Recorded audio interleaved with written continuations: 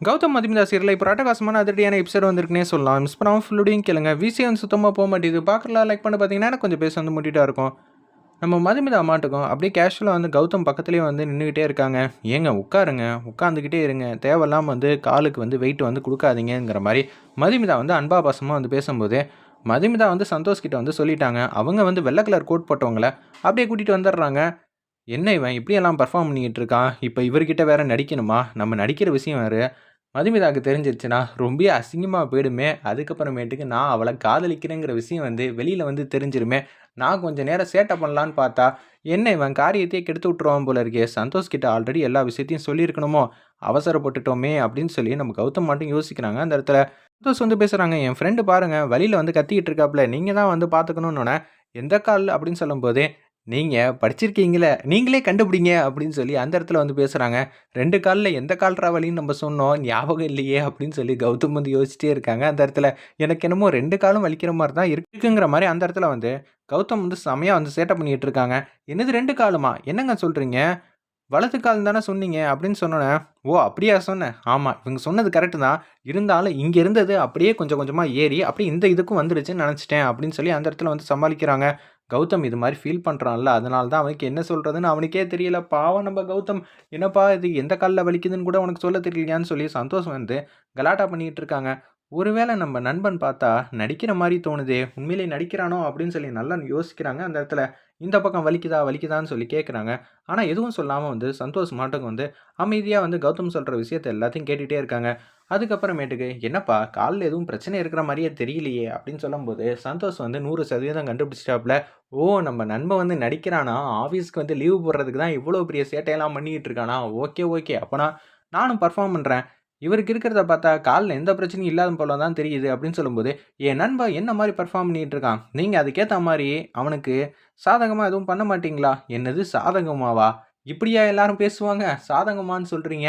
அவருக்கு நல்ல விதமா வந்து பாருங்கன்னு தானே சொல்லுவாங்க. நீங்க சொல்றதெல்லாம் கரெக்ட்டு தான். இருந்தாலும் நாங்க இப்படி தான் பேசுவோம். இப்படியா நீங்கலாம் பேசுவீங்க? எனக்கு என்னமோ புதுசா இருக்கேங்கிற மாரி மதுமிதா வந்து யோசிச்சுட்டு இருக்காங்க. என்னடா இவன் சந்தோஷ் வந்து நம்ம பண்ற சேட்டையெல்லாம் கண்டுபிடிச்சதுனால, இவன் இப்படி பேசிட்டு இருக்கானா? இல்ல எதுவும் தெரியாம மக்கு மாரி பேசிட்டு இருக்கானா? ஒண்ணும் தெரியலங்கிற மாரி கௌதம் வந்து யோசிச்சுட்டு இருக்கிறப்ப, சரி கால்ல ஒரு கட்டு போட்டு விட்டுருவோம்ன்னு சொல்லி, அந்த இடத்துல வந்து கால்ல வந்து ஒரு கட்டு வந்து போட்டு விட்டுட்டு இருக்காங்க. போட்டு முடிச்சோனே, கொஞ்ச நேரமா வந்து இவரு நடுங்கிட்டு இருந்தாரு. என்னது நடுங்கிட்டு இருந்தாரா? அது வேறையா? அப்படின்னு சொல்லும்போது, திருப்பி வந்து செக் பண்ணி பார்க்குறாங்க.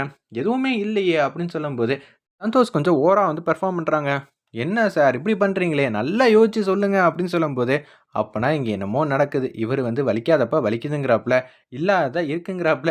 நம்ம இவருக்கு ஏத்த மாரி வந்து பேசி விட்டுருவோம் அப்படின்னு சொல்லிட்டு, அந்த இடத்துல ஆமாமா, இதுல கொஞ்சம் தப்பா வந்து காட்டியிருக்கு. ரொம்பவே அதிகமா இருக்கு. அச்சச்சோ! நான் தான் வந்து தப்பு பண்ணிட்டேன். காலையிலேயே வந்து அவர் வந்து சொன்னாரு இது மாரி. எனக்கு தான் ஒண்ணும் தெரியல அப்படின்னு சொல்லி மதுமிதா வந்து ரொம்ப வருத்தப்பட்டுட்டு இருக்காங்க அந்த இடத்துல. அவங்க தேவையானதெல்லாம் வந்து எப்படி எப்படி பார்த்துக்கணும்னு நீங்களே வந்து அவங்க ஒய்ஃப் கிட்ட வந்து சொல்லிடுங்கன்னு சொன்னோனே, அப்படியே தனியா போயிட்டு வந்து பேப்பர்லலாம் எழுதி குடுத்துக்கிட்டு இருக்காங்க. அந்த வெள்ள கலர் கோட் போட்டவங்க. "நண்பா சூப்பரா வந்து பெர்ஃபார்ம் பண்ற" அப்படின்னு சொல்றாங்க அந்த இடத்துல.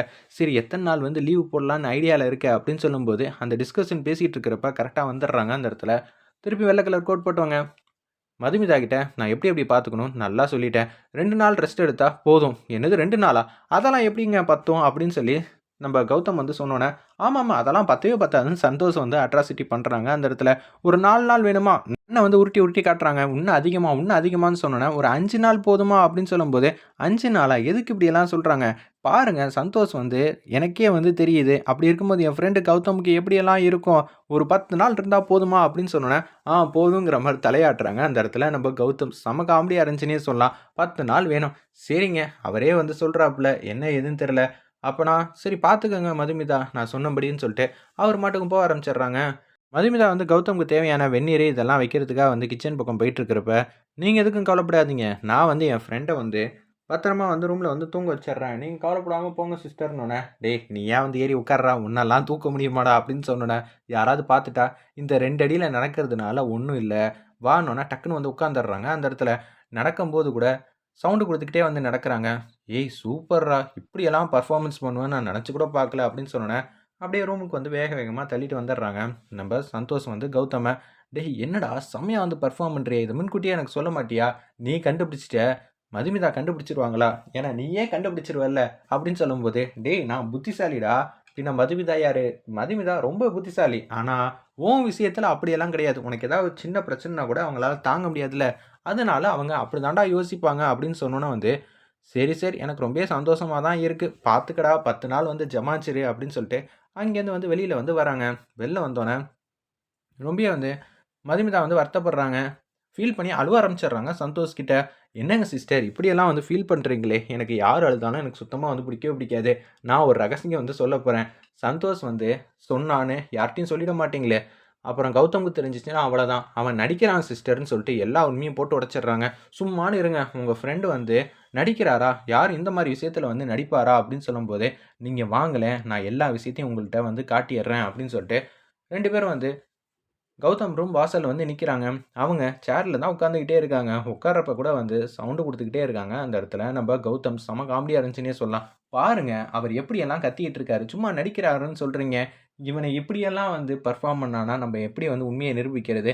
இருங்க, இவனுக்கு புடிச்சத லட்ட வச்சே நான் அவன ஆப்பு வச்சு காட்டுறேன்னு சொல்லிட்டு, லட்டு எடுத்துட்டு வராங்க. ஒரு 1 1/2 கிலோ லட்டு இருக்கும் போல இருக்கு. அத அப்படியே வந்து கௌதம் முன்னாடி வந்து சாப்பிட்டுட்டு, அப்படியே அந்த இடத்துல வந்து மூடிய கூட மூடாம தொறந்து வச்சுட்டு அங்கேருந்து வந்துடுறாங்க. "இருங்க சிஸ்டர், அவன் எப்படி இருந்தாலும் வந்து லட்ட சாப்பிடுவான். அது சாப்பிடுறப்போ உங்களுக்கே தெரியும்னோனே" ஒரு 5 நிமிஷம் வரைக்கும் வெயிட் பண்றாங்க. உடனே அது வரைக்கும் அமைதியா இருந்த கௌதம், "நமக்கு லட்டு தான் முக்கியம். கால் வலியாவது ஏதாவது. நமக்கு தான் கால் வலியே கிடையாதே" அப்படின்னு சொல்லிட்டு, அங்கேருந்து லட்டு எடுக்கலான்னு சொல்லிட்டு, அப்படியே வந்து டேஸ்ட் பண்ணி ஒண்ணு ஒண்ணா சாப்பிட்டுட்டு இருக்காங்க. "சிஸ்டர் போவாதீங்க, இங்க பாருங்கன்னோனே" அப்படியே வந்து லட்ட வந்து சாப்பிட்டுட்டு இருக்கும்போது வந்து சிரிக்க ஆரம்பிச்சுடுறாங்க. "பார்த்தீங்களா, நான் தான் சொன்னேன்ல, ஒரு மனுஷன் இப்படி எல்லாமாங்க பொய் சொல்லுவான். என்ன வேணாலும் கௌதம் வந்து பொய் சொல்லுவான். அது என்ன காரணம், ஏது காரணம் நீங்க தான் கண்டுபிடிக்கணும். நான் அந்த விஷயத்துக்குள்ள வரலப்பா" அப்படின்னு சொல்லி சந்தோஷ் வந்து பேசுறாங்க. அந்த இடத்துல ஆனா லட்டு விஷயத்துல வந்து கௌதம் வந்து ஈஸியா ஏமாத்திறலாம். எவ்வளோ பெரிய அவன் பொய் சொல்லியிருந்தாலும், லட்ட பார்த்துட்டா போதும். ரொம்ப கியூட்டா அழகா வந்து சாப்பிட ஆரம்பிச்சுருவான் அப்படின்னு சொன்னோனே, இந்த உலகத்திலேயே சூப்பரான விஷயம்னா அது ஒண்ணு. நான் இன்னொன்னு லட்டு அப்படின்னு சொல்லி சூப்பரா வந்து சாப்பிட்டுட்டு இருக்காங்க. வேற லெவல்ல மாஸா இருந்துச்சுன்னே சொல்லலாம் அந்த சீன்லாம். சரி சிஸ்டர் பார்த்துக்கங்கன்னு சொன்னோனே, "ஏங்க நீங்க ஆஃபீஸ்க்கு போ வேணாமா? கௌதம் இல்லாம ஆஃபீஸ் வந்து எப்படிங்க வந்து முன்னேற்ற பாதையில வந்து போகும்? அச்சச்சோ! இவன் என்ன இவளுக்காக நான் கால் கட்டெல்லாம் போட்டுட்டு உட்கார்ந்திருந்தா, இவ அத புரிஞ்சுக்காம ஆஃபீஸ் வந்து என்ன தொரத்தி விட்டுருப்பாளோ? ஏங்க இப்படியே நான் போனா நல்லாவா இருக்கும்? கால்ல வந்து கட்டோட போட்டுட்டு." "அதெல்லாம் ஒண்ணும் இல்லங்க. நீங்க பேண்ட்ட போட்டுக்கங்க. நான் உங்கள கூட்டிட்டு போறேன். ஒரு மனைவியா நான் உங்களுக்கு செய்ய வேண்டியதெல்லாம் கரெக்ட்டா வந்து செய்யணுமா இல்லையா? நீங்க மட்டும் பிசினஸ வந்து நல்ல விதமா பார்த்துக்கிறது தானே உங்களோட ட்ரீமு.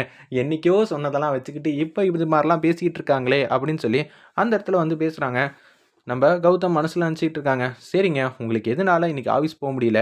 அதாவது முக்கியமான ஃபைல காணோம்" அப்படின்னு சொன்னோனே, குடுகுடுன்னு போயிட்டு அந்த ஃபைல் எடுக்கலான்னு சொல்லிட்டு மதுமிதா வந்து கரெக்ட்டா எடுத்துடுறாங்க. ஐய்யயோ! இவ போற வேகத்த பார்த்தா இப்பயே எடுத்து குடுத்துருவாளோ! நம்மள ஆஃபீஸ்க்கு வந்து பேக் பண்ணி அனுப்பிச்சு வச்சுருவாளோ! அப்படின்னு சொல்லும்போது, அதே மாரி ஃபைல வந்து குடுத்துடுறாங்க.